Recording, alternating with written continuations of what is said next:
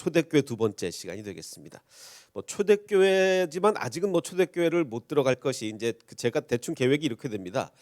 교회사라고 하면 보통 초대교회, 그 다음에 중세교회죠.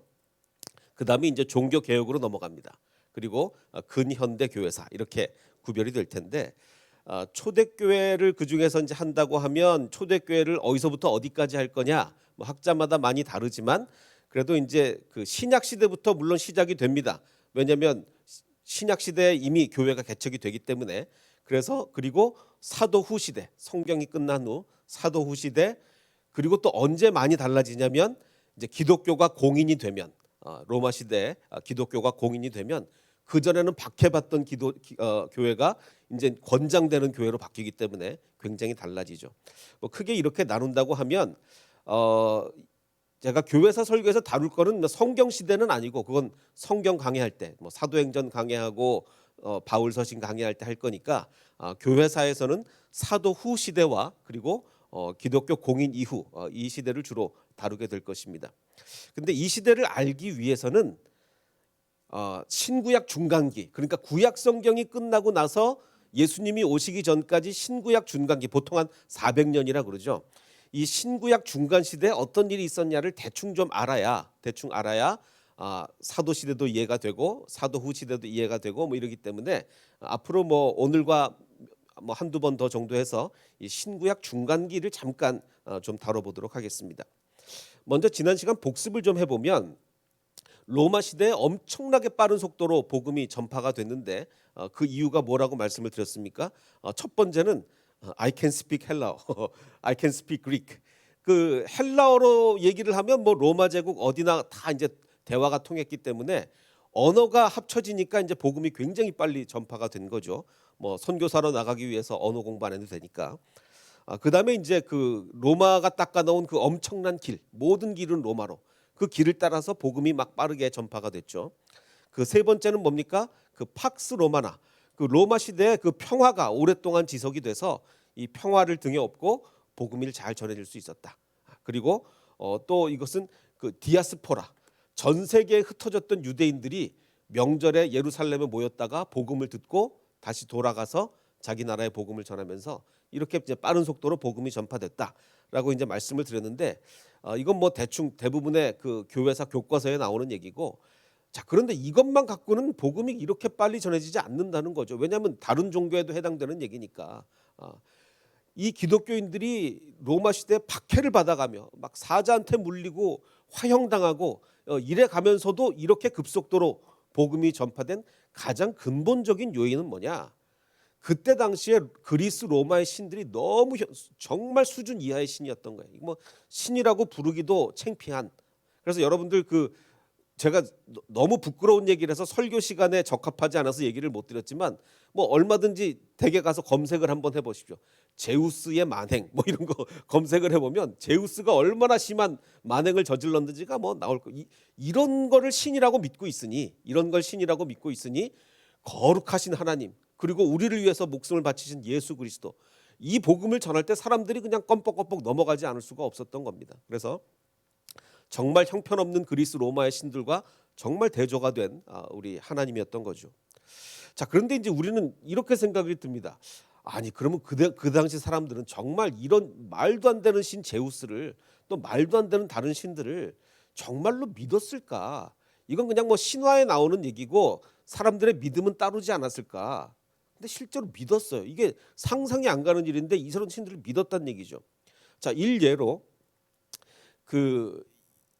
이스라엘 민족 그 예루살렘을 너무나 심하게 박해를 했던 안티오쿠스 4세가 자기의 통치를 기리는 그 기념 주화를 발행했는데, 그 기념 주화의 뒷면에 보면 제우스가 나와요. 제우스를 자기 기념 주화의 뒷면에 실을 정도로 아주 그 신들을, 이렇게 제우스 같은 이런 형편없는 신들을 섬겨왔다는 겁니다. 자, 그래서 이제 도대체 이 신구약 중간 시대에 어떤 일들이 벌어졌는가?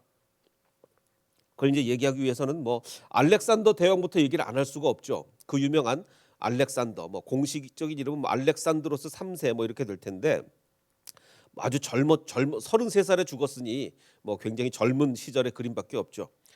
자, BC 타이포가 났나요? BD가 아니라 BC 356년에서 323년까지 살았는데 이때가 그럼 어느 때냐? 구약 성경의 맨 마지막을 우리가 어디로 봅니까? 대충 한 BC 400년.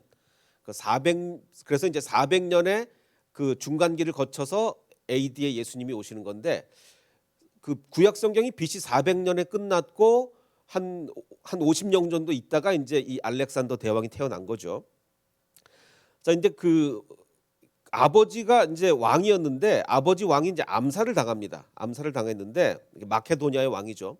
아버지 왕이 암살을 당했는데 그 암살의 배후로 누가 지목이 됐느냐? 페르시아 제국이 지목이 됐던 거예요. 그 마케도니아와 그 페르시아가 이제 경쟁 관계였으니까 페르시아가 이제 암살의 배후로 지목이 됐는데 그래서 암살범한테 캐묻습니다. 너 배후를 대라. 배후를 대. 뭐 이렇게 했는데 이 암살범이 아니다. 나는 단독 범행이다. 나는 단독으로 범죄를 했다. 이거 어느 사건이 생각납니까? 이 백범 김구 선생님 암살이 생각나지 않아요? 그러니까 분명히 우리가 생각할 때는 배후가 이게 페르시아인 것 같은데 암살범은 자꾸 이제 단독 범행이라 그러는 거예요. 그래서 결국 이제 암살범도 사형을 당합니다. 사형을 당했는데 뭐 일설에 의하면 이 아버지 왕의 그 왕비가 이 왕하고 사이가 너무 나빴어요. 그러니까 남편이 죽은 게 좋은 거예요. 그래가지고 그 남편 왕도 장례를 치르고 이 이 암살범도 장례를 치르는데 이 왕비가 그 암살범을 더 잘 묻어줬다는 이런 이제 소문이 있습니다. 그러니까 남자들이 이게 나이 먹으면 와이프한테 잘해야 됩니다. 그러니까 오죽했으면 암살범을 더 잘 묻어줬겠습니까? 자, 어쨌든 이 그 알렉산더는 그 20살에 정말 어린 나이에 왕이 됐어요. 그리고 이제 33살에 이 청년의 때 왕이 돼가지고 이게 금방 죽었는데도 이 짧은 기간에 어마어마한 일들을 정말 해낸 거죠. 자, 그런데 이제 33살에 죽을 때가 돼서 그럼 알렉산더가 어떻게 했느냐? 자기가 열심히 섬기던 신한테 살려달라고 제사를 지냈어요. 누구한테 제사를 지는지 아십니까? 헤라클레스. 자, 이 정도입니다. 지금 그리스 로마의 신들이 이 정도예요. 이런 정말 말도 안 되는 신들한테 살려달라고 제사 드리고 이랬던 사람들이 그리스 로마의 사람들이었던 거죠. 그러니까 그 거룩한 하나님 앞에서 정말 무릎을 꿇을 수밖에 없는 겁니다. 그럼 알렉산더가 이 짧은 기간, 뭐 20살의 왕이 돼가지고 이 짧은 기간에 어마어마한 제국을 이제 점령을 했는데 그 마케도니아 자기네 나라에서 시작을 해서 막 쭉 그 동쪽으로 막 가는 거죠. 엄청나게 이제 그 동쪽으로 진군을 하는데 예루살렘을 점령하고 뭐 이집트도 점령을 하고 드디어 페르시아까지 그 엄청난 제국 페르시아까지 이 젊은 나이에 다 점령을 하게 됩니다. 자, 그런데 이게 성경에 미리 다 예언이 돼 있던 일이에요. 지금 이게 그 BC 뭐 300 몇 년 이렇게 320년 뭐 330년 뭐 이렇게 일어나는 일이잖아요. 이거보다 한 200년 전에 다니엘이 환상을 봅니다. 다니엘서에 보면 200년 전이에요. 다니엘이 환상을 봤어요. 세번역 성경을 보면 벨사살 왕 3년 되던 때에 다니엘이 환상을 봅니다. 그 환상의 내용이 뭐냐? 이 정말 세계 제국, 이 잔인한 세계 제국을 짐승의 통치에 비유를 합니다. 아주 통치가 잔인하기 때문에 이 세계 제국을 짐승의 통치에 비유를 해요. 그러니까 숫양 한 마리가 뿔이 나 있습니다. 근데 여기 구약 성경에 뿔은 왕이나 이런 거를 뿔을 가리킵니다. 뿔이 둘이 있는데 한 뿔은 다른 뿔보다 더 길었습니다. 근데 나중에 나온 뿔이 두 뿔 중에서 나중에 나온 뿔이 더 길었어요. 자, 근데 이게 어떻게 이건 해석을 못 하잖아요. 근데 나중에 이 해석 못하는 환상을 천사 가브리엘이 직접 나타나서 꿈 해석을 해줍니다. 환상 해몽을 해줘요. 뭐라고 하냐면 이렇게 해석을 합니다. 너 지금 이 숫 양을 봤는데 그 뿔이 두 개였잖냐? 그 두 뿔은 메데 제국과 바사 페르시아 제국의 왕들이다. 라고 아주 나라를 콕 집어서 얘기를 해줍니다. 나라를 콕 집어서. 자, 그런데 이거는 역사적 사실과 완전히 정확해요. 페르시아 제국이 나중에 나온 제국인데 결국은 메데를 흡수합니다. 그래서 나중에 나온 뿔이 첫 번째 뿔을 능가한다. 이건 아주 뭐 역사적 사실과 완전히 일치한 그런 환상을 보게 된 거죠. 자, 그다음에 그 계속 환상이 이어지는데 그 숫양 즉 페르시아 제국이 서쪽과 동쪽, 북쪽과 동쪽으로 막 제국을 확대해 나갑니다. 아무도 대항하지 못했습니다. 점점 더 강해집니다. 자, 그러던 와중에 이번에는 양이 아니라 숫 염소 한 마리가 보이는데 서쪽에서부터 올라옵니다. 서쪽에서부터 올라와요. 근데 두루 다니는데 얼마나 자기 세력을 빨리 확장을 하는지, 얼마나 빨리 달리는지 발이 땅에 닿지 않았다. 이 염소가 막 달리는데 막 날아다닐 발이 땅에 닿지 않을 정도로 이 정도 빠르게 자기 세력을 확장해 나갔다는 거예요. 근데 그 두 눈 사이에는 뿔은 왕을 상징한다 그랬죠. 굉장히 강력한 왕, 뿔 하나가 아주 뚜렷하게 보였다. 이런 환상을 다니엘이 봤어요. 200년 전입니다. 자, 그러자 이제 가브리엘이 앞으로 200년 후인데 뭐 몇 년 후라고는 얘기를 안 하지만 앞으로 말이야 이러면서 네가 본 환상이 뭐냐? 나라 이름까지 얘기를 해줘요. 그 숫염소는 그리스 왕이다. 그리스 나라 이름까지 얘기를 해줍니다. 그리고 그 큰 뿔은 첫 번째 왕이다. 사람 이름은 얘기 안 하지만 이건 알렉산더예요. 뭐 누가 봐도 이건 알렉산더입니다. 너무나 정확한, 어떻게 이렇게 200년 전에 이렇게 정확한 환상을 보여줄 수가 있습니까? 이건 뭐 기가 막힐 일이에요.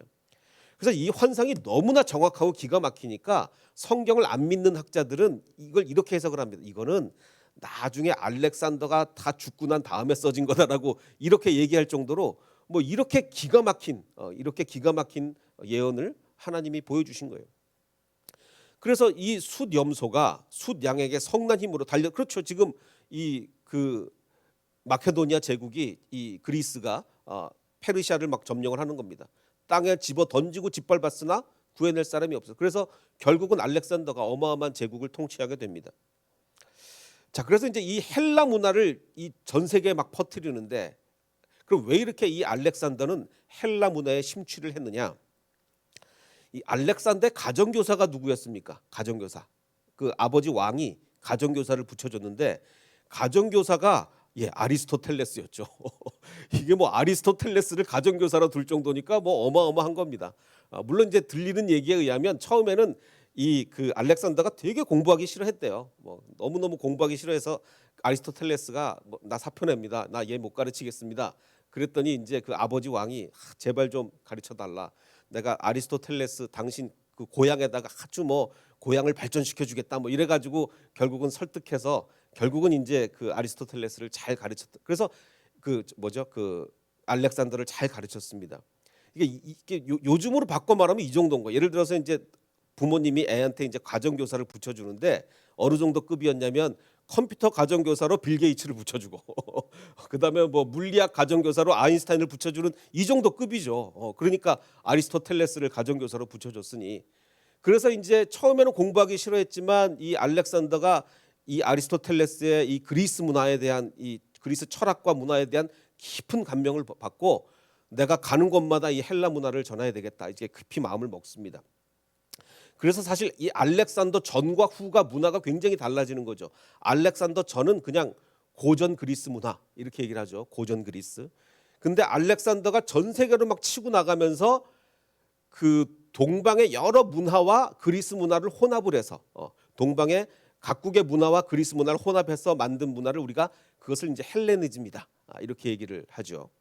헬레니즘을 막 퍼뜨리고 다니는데 나중에 이제 로마가 치고 들어와서는 로마가 보니까 뭐 자기네 나라 문화는 형편없는데 그리스 문화가 헬레니즘이 어마어마하니까 뭐 이거 우리보다도 그리스가 훨씬 뛰어나다. 그래서 합친 게 이제 그리스와 로마. 그래서 그레코 로만 이제 문화가 되는 거죠. 자, 근데 이제 이 그 알렉산더는 가는 데마다 도시 이름을 그 알렉산더 자기 이름을 따서 그 알렉산드리아라는 도시를 가는 데마다 세우죠. 제일 유명한 데가 그 이집트에 있는 알렉산드리아. 어마어마한 도서관이 있었죠. 가는 데마다 여기도 알렉산드리아, 저기도 알렉산드리아 막 뭐 가는 데마다 세웁니다. 뭐 그림에는 다 표시가 안 돼 있지만 무려 70개에 이른다 그래요. 알렉산드리아가. 근데 그 중에서도 제일 유명한 이 이집트에 있는 알렉산드리아는 무려 50만 권의 장서를 가진 도서관으로 유명하죠. 물론 지금 이게 불타 없어져서 정말 너무너무 이제 안타까운데 이게 남아 있으면 뭐 어마어마할 텐데 정말 안타깝습니다. 우리 에어컨 잠깐 좀 틀어주시면 좋을 것 같아요. 자, 근데 이 50만 권의 장서가 있는데 이 중에 수많은 장서는 다른 나라 말 책을 헬라어로 번역을 해서 자기네 나라가 읽을 수 있게 한 거예요. 그래서 엄청나게 번역하는 사람들이, 전문 번역가들이 이렇게 많았다고 합니다. 근데 여기 보면은 뭐 그냥 상상도이긴 하지만 제우스를 이런 데다 막 세워놓고 가는 데마다 이렇게 하는 거예요. 자, 근데 이때 번역된 책 중에 하나가 뭐냐? 이때 헬라어로 번역된 책 중에 하나가 뭐냐? 바로 성경책이, 히브리어로 되어 있는 성경책이 누구나 읽을 수 있도록 헬라어로 이렇게 번역이 된 거죠. 그걸 우리는 70인역이다. 70명이 번역을 해서 70인역이다.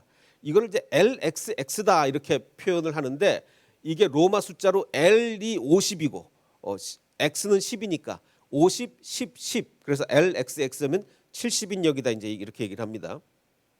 그럼 이 70인역이 도대체 어떻게 번역이 되었느냐? 이거는 굉장히 이제 그 전설도 많고 뭐 여러 가지 설도 많은데, 한 문서가 하나 발견됐어요. 뭐 얼마나 신빙성이 있는 문서인지는 모릅니다.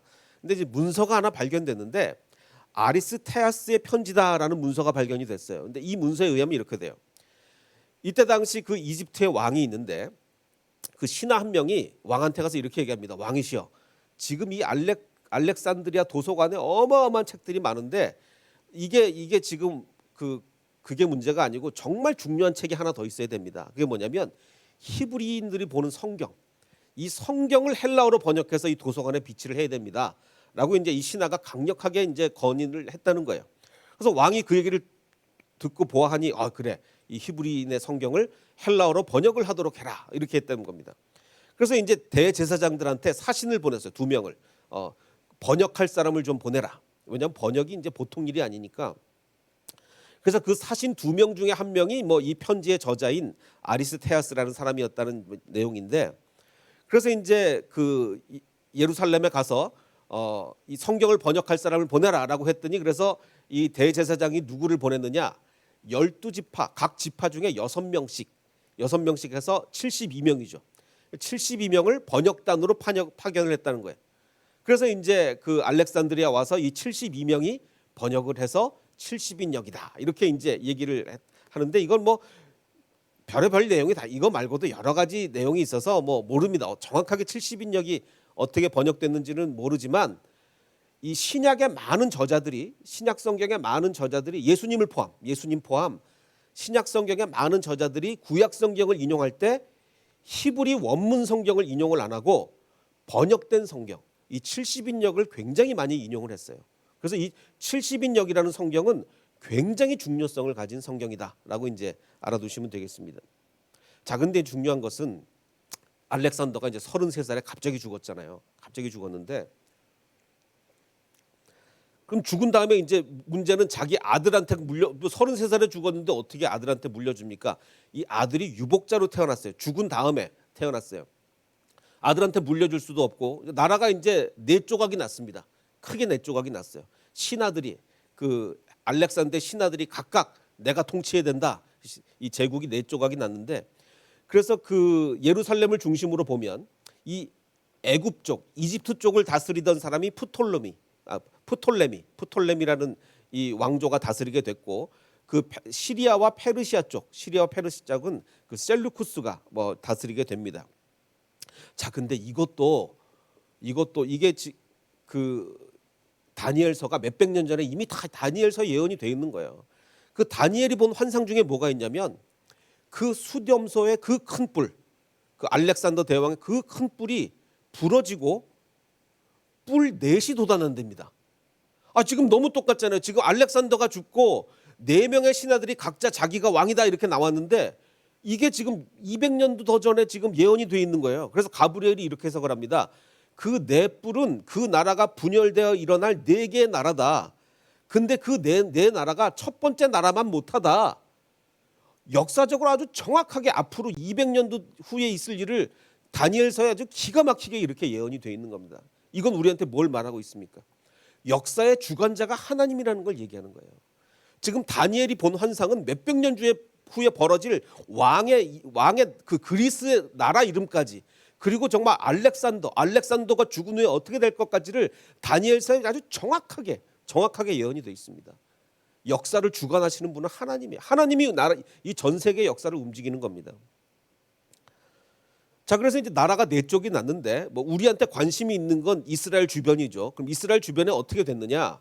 아까도 말씀드렸듯이 이집트 쪽은 프톨레미, 그리고 이제 유다가 있고 저 북쪽은 셀류쿠스, 이렇게 이제 지배를 하게 되는데, 처음에는 이스라엘 땅을 누가 다스렸느냐? 이집트를 맡았던 프톨레미가 이스라엘을 다스렸어요.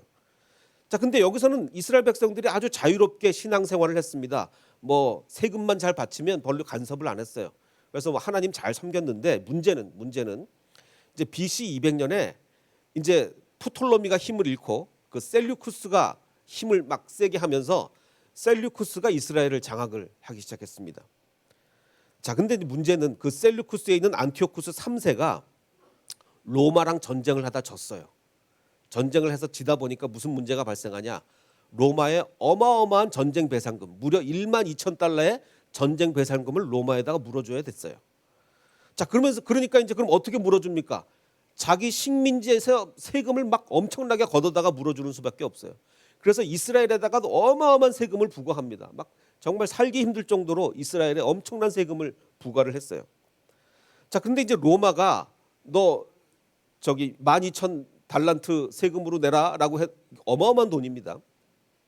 그러면서 그 보증으로 아들을 볼모로 잡아갔어요. 안티오쿠스 4세. 자, 안티오쿠스 4세가 누구냐면 아까 그 동전입니다. 동전. 이거 굉장히 중요한 인물이니까 기억해 두십시오. 안티오쿠스 4세를 이제 볼모로 잡아갔다가 나중에 이제 이 안티오쿠스 4세가 다시 돌아와서 이제 왕이 되는데, 여기서 이제 문제가 발생해요. 이 안티오쿠스 4세가 나중에 이제 왕이 된 다음에 내가 이집트를 쳐야 되겠다. 이집트를 쳐야 되겠다. 그래서 이집트를 쳐내려갑니다. 그런데 문제는 로마가 그 얘기를 들었어요. 뭐 안티오쿠스 4세가 이집트를 친다고? 내가 그 꼴을 볼 수 없지라고 하면서 로마가 개입을, 너 후퇴해라, 이집트에서 손 떼라, 이렇게 로마가 개입을 했어요. 그러자 이제 힘이 딸리니까 이 안티오쿠스 4세는 무릎을 꿇을 수밖에 후퇴를 할 수밖에 없었어요. 근데 여기서 완전히 이 사람이 분노가 끓어오릅니다. 내가 저 이집트를 쳤어야 되는데 로마 때문에 못 치다니, 이러면서 완전히 분노가 끌어올라 가지고 후퇴하는 길이 어딥니까? 예루살렘 지나가야 돼요. 후퇴할 때 예루살렘을 지나가면서 유대인들을 학살을 합니다. 학살을 해요. 그 분노에 차 가지고 그냥 학살만 하는 게 아니라 앞으로 하나님에 대한 제사 금지, 그리고 할례하면 다 죽였어요. 할례를 행하면 그 어머니까지 다 죽였습니다. 그리고 돼지고기, 유대인들은 절대로 돼지고기 안 먹잖아요. 돼지고기를 강제로 먹였어요. 안 먹는 사람 죽였어요. 아주 끔찍한 살육전이 벌어집니다. 어마어마한 사람이 죽어나갔어요, 여기서. 그리고 더 정말 놀라운 것은 이 예루살렘 성전에 멸망에 가증한 것, 아마도 제우스 상이었을 거예요. 제우스 상과 또 자기 신상도 세웠을 거예요. 멸망에 가증한 것을 예루살렘 성전에다 세웁니다. 그래서 완전히 지금 이스라엘 민족들이 완전히 패닉에 빠졌어요. 근데 이거를 안 지키면 다 죽인 거예요. 엄청나게 많은 사람이 죽어나갔습니다. 자, 근데 이것도요, 이 다니엘의 환상에 다 예언이 돼 있어요. 몇백 년 전에 벌써. 이 다니엘의 그 환상에 보면 또 다른 뿔, 이게 안티오쿠스 4세입니다. 또 다른 뿔 하나가 작게 돋기 시작했는데 남쪽과 동쪽과 영광스러운 땅 예루살렘 쪽으로 뻗어나가기 시작했습니다. 그래서 어떻게 했냐면 예루살렘에 가서 매일 드리는 제사마저 없애버리고, 이 역사적 기록과 정확하게 일치합니다. 성전도 파괴했어요. 그리고 진리를 땅에 던져버립니다. 성경책을 다 불태우고 땅에 던졌어요. 어떻게 몇백 년 전에 이렇게 정확한 예언을 할 수가 있는지, 이건 정말 역사를 움직이시는 분이 하나님이구나라는 것을 알 수가 있는 거죠. 자, 이 역사에는 역사에 만약을 붙이면 어떡합니까? 역사는 만약이 없지만 이런 가정을 할 수 있어요. 만약에 알렉산더가 33살에 안 죽고 더 오래 살았다면 어떤 일이 벌어졌을까요? 그러면 로마 제국이 없었을 겁니다. 알렉산더가 동쪽으로 쫙 밀고 갔는데, 가다가 이제 나중에 당연히 이제 서쪽도 가서 이제 유럽도 이제 점령을 했겠죠, 알렉산더가. 그러면 로마 제국이 없는 거예요. 그러면 역사가 완전히 다른 방향으로 갔을 겁니다. 그런데 우리가 잘 살펴보면 하나님은 로마 시대 안에서 예수님을 보내시기로 작정하신 것 같아요. 나중에 이제 역사를 더 얘기할 때 말씀을 드리겠습니다. 아마 작정하고 로마 제국을 세우시기로 한 것 같아요. 그래서 계속 로마 제국이 유리한 쪽으로 역사가 흘러갑니다. 그리고 또 만약에 안티오쿠스 4세가 이집트 정복에 성공을 했다면, 그래서 화가 안 났다면 예루살렘에 그런 일을 안 벌였을 거거든요. 그러면 또 역사가 완전히 달라지죠. 그런데 이 모든 역사는 하나님이 예언하신 대로 정확하게 빈틈없이 이루어집니다. 하나님이 모든 인류의 역사를 주관하기 때문에 그래요. 그래서 오늘의 본문이 사사기 3장 12절을 보면 이렇게 얘기죠. 사사 시대에 하도 이스라엘 백성이 죄를 지니까 이스라엘 자손이 여호와의 목전에 악을 행함으로 여호와께서 이스라엘을 치기 위해서 그 옆에 있는 모압 왕을 갑자기 강하게 하십니다. 여호와께서 모압 왕 에글론을 강성하게 하사. 모압이라는 나라가 갑자기 부자가 되기 시작한 거예요. 잘 살기 시작한 거예요. 왜? 이스라엘을 쳐야 되니까. 자기네 나라가 잘해서가 아니에요. 하나님께서 이스라엘을 치기 위해서 모압을 강하게 만드신 거예요. 세상 역사는 이렇게 돌아갑니다. 하나님이 이스라엘을 치기 위해서 모압을 강하게 하신 거예요. 근데 모압 왕은 에글론을 어떻게 생각해요? 야, 내가 나라를 너무 잘 통치를 하는구나. 내가 통치를 하니까 나라가 잘 되네. 아닙니다. 하나님이 이스라엘을 치게 하기 위해서 모압을 일으키신 거예요. 그래서 그들을 대적하게 하시는 거죠. 중요한 것은 역사의 주관자가 하나님이라는 거예요. 뭐 정치인들이 통치하는 것 같고 그렇지만 역사의 주관자는 하나님인 거예요.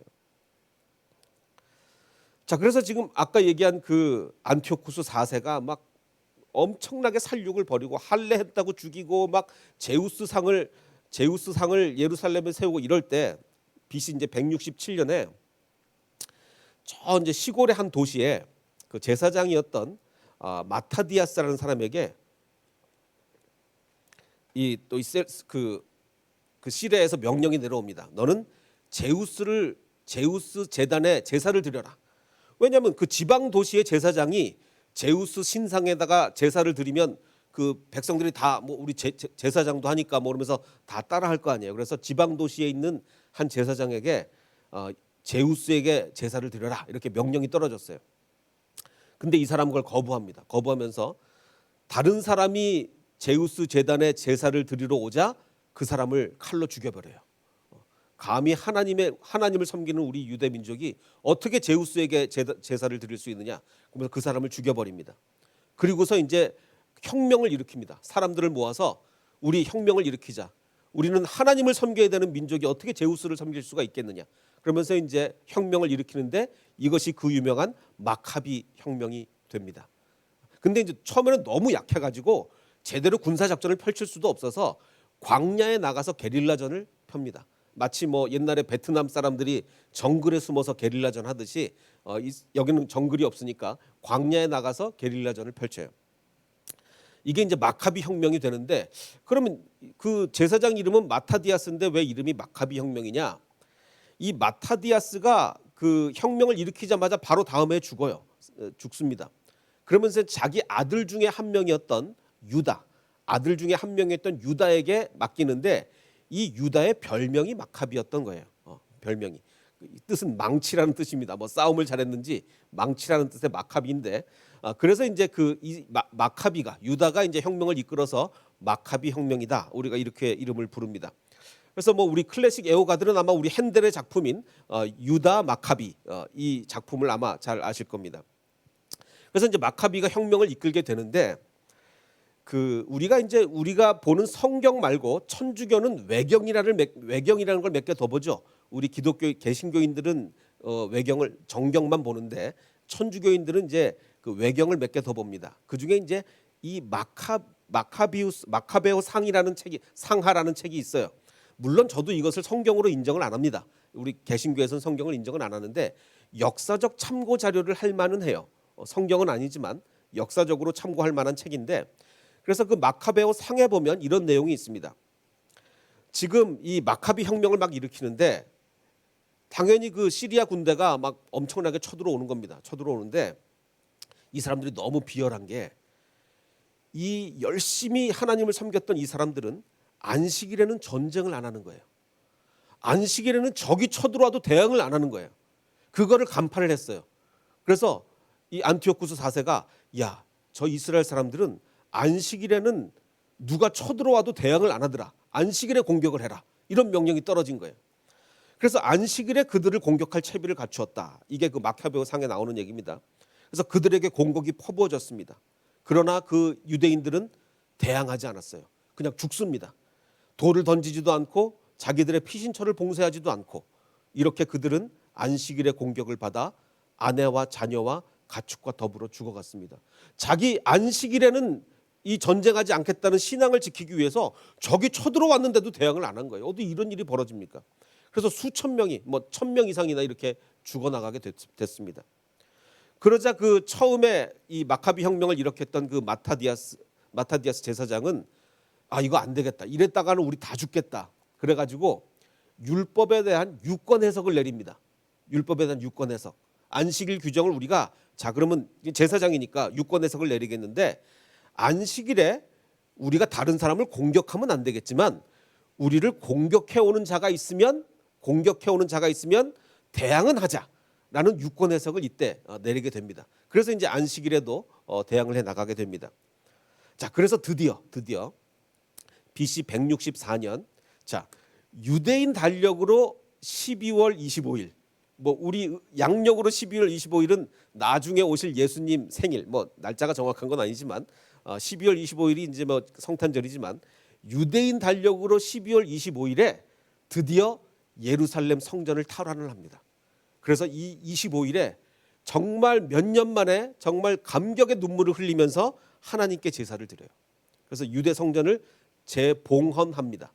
봉헌이라는 히브리어가 하누카라는 말이에요. 하누카 많이 들어보셨죠? 자, 그래서 유대인들은 그래서 이 자기네 나라 유대인 달력으로 12월 25일을 하누카라는 명절을 지킵니다. 그래서 유대인들 많이 사는 동네 가보면 근데 이게 성탄절하고 날짜가 대충 겹쳐요. 근데 유대인 달력이라 날짜가 왔다 갔다 한데 성탄절이랑 대충 겹치기 때문에 이 유대인들 많이 사는 동네 가보면 성탄절 즈음에서 집집마다 이거 켜놓고 있습니다. 해피 하누카 이래가지고 우리 기독교인들이 성탄절 장식하듯이 하누카 장식을 유대인들은 하죠. 이날을 정말 최대의 명절로 지키고 있어요. 예루살렘 성전을 탈환한 날이죠. 요한복음에도 보면 이게 나와 있는데 이거를 이제 한국말로 하면 수전절이라고 합니다. 요한복음 보면 예루살렘에 수전절이 이르니 겨울이라. 그렇죠. 이제 크리스마스 즈음에서 이렇게 수전절이 있습니다. 자, 그럼 이 도대체 그래서 드디어는 이제 이 마카비 혁명이 성공을 해서 나중에는 자기네 왕조까지 거의 독립을 이루는 수준까지 이르게 됩니다. 자, 그런데 생각해 보십시오. 어마어마한 군대를 상대로 해서 이건 이길 수 없는 전쟁을 이긴 거예요. 말도 안 되는 전쟁을 이긴 거예요. 도저히 이길 수 없는 전쟁을 어떻게 이겼느냐? 그 마카베오상 3장에 보면 이런 얘기가 있습니다. 이 혁명군들이 적들이 쳐들어오는 걸 보고 이렇게 얘기합니다. 군대를 보고 그 유다에게 이렇게 얘기합니다. 아니 도대체 얼마 되지 않는 우리가 어떻게 저렇게 많고 강한 자들과 어떻게 싸울 수 있겠습니까? 라고 하자 유다가 이렇게 대답합니다. 하늘이 우리를 구하려고 할 때는 수가 많고 적은 것이 문제가 되지 않는다. 전쟁의 승리는 군대의 크기가 아니라 하늘에서 내려오는 힘에 달려 있다. 하늘에서 내려오는 힘. 그분께서 친히 우리 앞에서 저들을 무너뜨리실 것이니 너희는 저들을 두려워하지 말라라고 하면서 싸우러 나갑니다. 그래서 정말 그 말도 안 되는 것 같은 승리를 이루는 거예요. 정말 이 마카비 혁명이 사실 이거는 있을래 있을 수 없는 승리예요. 그 어마어마한 적군을 이 말도 안 되는 이 열세의 유태인군이 어떻게 이길 수가 있겠습니까? 그런데 하나님이 승리를 주신 거예요. 이 하나님은요 몇백 년 후에 있을 일을 다니엘에게 환상으로 보여주십니다. 그리고 그것을 조금도 빈틈없이 정확하게 그 역사를 이루십니다.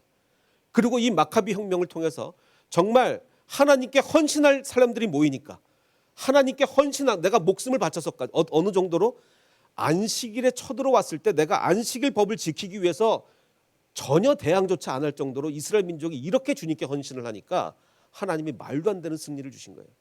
전쟁의 승리는 군대의 숫자에 있는 것이 아니다. 하나님이 우리를 도와주시려고 작정하셨으니 우리가 반드시 승리할 것이다 라고 마카비가 이렇게 외칠 수가 있었던 것이죠. 그래서 우리가 아까 불렀던 찬양, 날이 저물어 갈 때 빈들에서 걸을 때, 이게 마카비가 직면했던 현실입니다. 정말 아무 희망이 없어요. 적군은 너무너무 강하고 할례했다고 사람을 죽이고 여호와께 제사 드렸다고 사람을 죽이고, 이런 상황에서 말도 안 되는 승리가 어떻게 이루어질 수 있겠습니까? 하나님께서 하신다, 주가 일하신다는 걸 믿었기 때문이에요. 혹시 우리 헷세드 교인들 가운데 이 마카비의 지금 상황에 있는 분들이 있습니까? 정말 앞뒤가 다 꽉 막혀 있고 되는 일이 아무것도 없는 것 같고 너무너무 엄청난 적군이 내 앞에 있는 것 같고 도저히 이겨낼 방법이 없을 때 우리가 믿음을 지켜나간다면, 내가 물론 올바른 해석은 아니었지만, 안식일 규정에 대한 올바른 해석은 아니었지만 그 마음이 얼마나 대단했습니까? 내가 안식일 율법을 지키기 위해서 내가 적들의 창이 안식일에 날라오면 나는 창을 맞겠다 라고 결단했을 때 하나님이 말도 안 되는 승리를 주신 거예요. 정말 기적과 같은 말도 안 되는 승리를 주신 겁니다. 그래서 우리가 정말 내가 하나님 앞에 순종하겠다, 내가 하나님 앞에 무릎 꿇겠다, 내가 하나님 따르겠다 라고 작정했을 때 우리 마카비 혁명이 말도 안 되는 승리를 거뒀던 것처럼 주님께서 이렇게 우리를 이루어 주실 줄 믿습니다. 주님께서 일해 주실 줄 믿습니다.